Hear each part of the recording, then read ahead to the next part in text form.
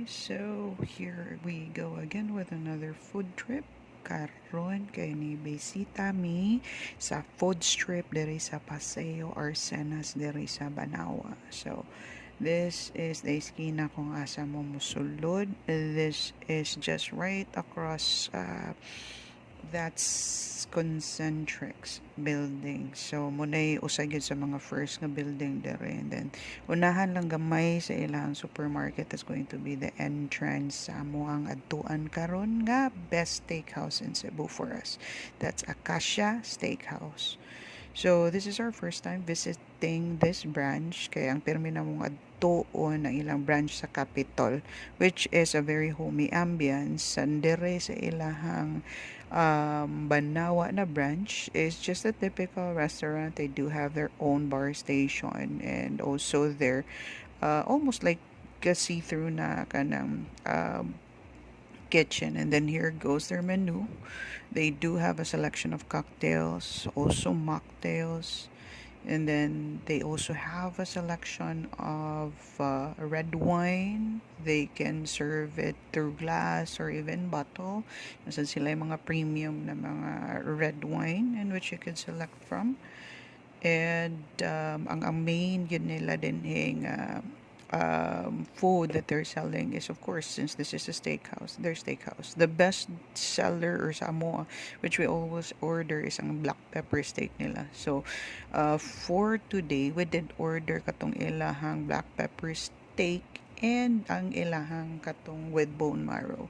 So for our appetizer, we selected their pumpkin soup. This is also the first time we're trying it. And also na-intriga ko sa ilahang creamy spinach nga kanang dip.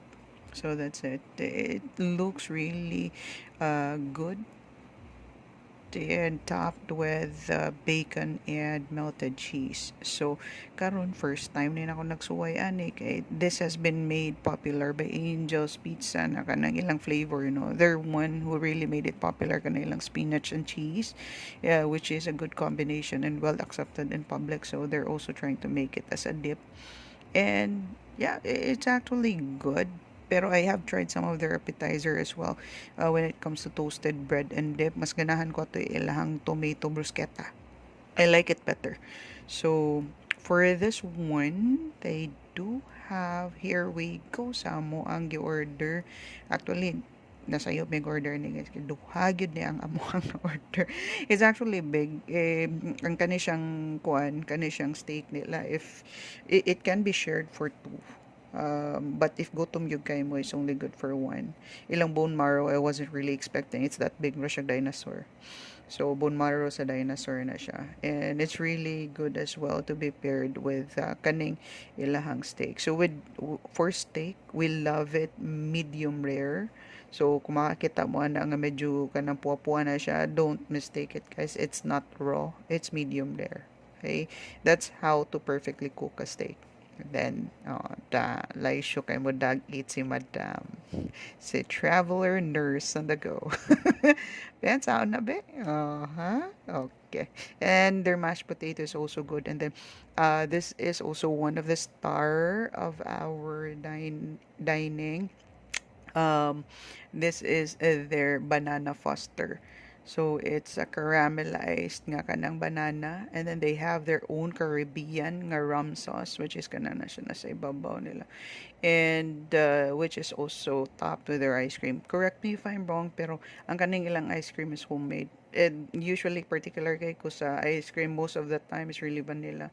And then lami gyud siya, guys. Basta mulisngag na gani ng ilong, okay na gyud kay na siya.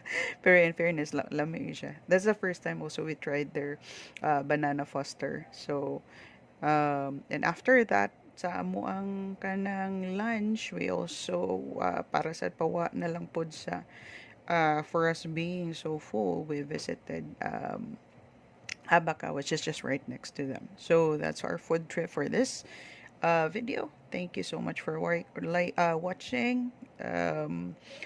Don't forget to follow us on Facebook for more of this. So we'll be featuring a lot of our food reviews, and then also for Pohon Pohon, probably our travel vlogs as well.